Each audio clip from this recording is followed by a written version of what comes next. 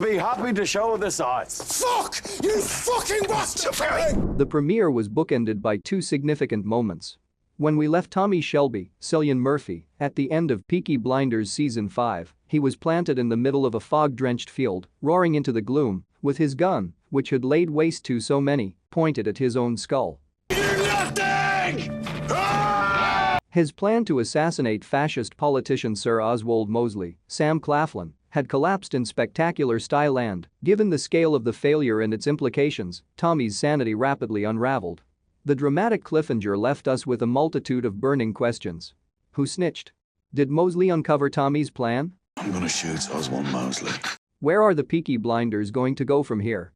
With Peaky Blinders Season 6, Episode 1 having finally landed on BBC One with a bang, we now have some answers. Did Tommy Shelby pull the trigger? Tommy did pull the trigger, but Arthur, Paul Anderson, had removed the bullets without his knowledge, a turn up for the books indeed, given that it's usually the former looking after the latter. The head of the Shelby clan, then at his lowest ebb, would live to see another day, albeit reluctantly. But the same cannot be said for Barney Thompson, Cosmo Jarvis. The former comrade of Tommy's had been hired to deliver the fatal shot to Mosley, but instead wound up pushing daisies himself. The Irish Republican Army, IRA, had ensured Mosley's protection, for the time being anyway, with soldiers from 3 Dublin brigades carrying out the operation. IRA boss Captain Swing, Charlene McKenna, informed Tommy over the phone that it's imperative Mosley remains alive, at least for now. Your own responsibility. That's all you need to know, she added. While not strictly socialists, the IRA shares common ground with the cause, while Mosley's totalitarian politics stands in stark contrast to that. But could he be the key to Irish self-governance? Is that why Swing wants him alive? According to the Dublin Review, TDR, Mosley envisaged an arrangement between Britain and Ireland that mirrored that agreed between the United States and Cuba, with the former granting the latter independence, but permitted to intervene in its affairs if deemed acceptable on a legal basis. I'm going to drink a toast. You will. While not a perfect system, with the IRA gunning for wholesale severance from British order, Mosley's supposed vision would be a significant step towards the liberty they were fighting for. Mosley, while not pro-IRA, reportedly criticized Prime Minister David Lloyd George's decision to dismantle the group, using the notoriously violent Black and Tans, police groups used by the government during the Irish War of Independence. What happened to Aunt Polly Gray in Peaky Blinders? But while the deaths of both Barney and Aberama cost Tommy dearly that fateful night, given their key roles in the assassination plot, it's the death of Polly Gray that has the greatest long-term impact on Tommy. Helen McCrory's matriarch had been a staple of Peaky Blinders right from the off, but illness prevented her from appearing in Season 6, and she passed away in April last year. Her husband Damian Lewis delivered the desperately sad news, with both those in the industry and audiences who have long enjoyed her performances expressing their sorrow.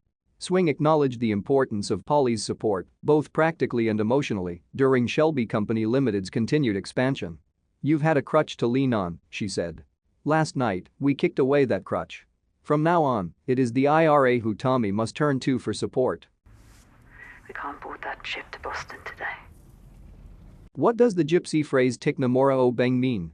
As the episode drew to a close, Tommy's wife Lizzie, Natasha O'Keefe, contacted him to explain that herself and the children wouldn't be able to meet him in Boston as agreed. Gypsy stuff. Yes, it is Gypsy fucking. Their daughter Ruby has a fever, and the doctor has advised them not to travel. Tommy was concerned but initially maintained a calm demeanor. That quickly shifted when Lizzie revealed what their child had been mumbling in her state of delirium. "Johnny's kids have been teaching her to speak Gypsy," she said, before relaying her utterances. He said it's not a good idea for us to travel. On hearing the Romani phrase Tiknamora Obeng, Tommy flew into a state of panic. It's hardly surprising. Tikna means little girl or daughter, Mora translates to friend, and Beng means supernatural being or devil. I've a bit more business to do here.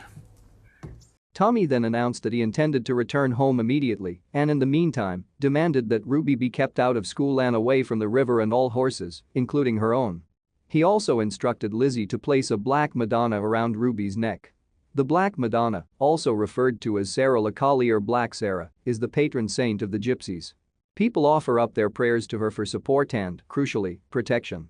Ruby also claimed that a man with green eyes stood before her, which agitated Tommy further. Is the shadowy figure a reference to Mosley? And if so, what does it mean? Is Tommy staring down the barrel of another seismic tragedy? Jordan's lifted and get me out of here. I already talked to him. Given that we are now 4 years on from the events of the season 5 finale, Mosley's power and influence have grown exponentially. Is Tommy capable of neutralizing him and the damage he's inflicted upon British society?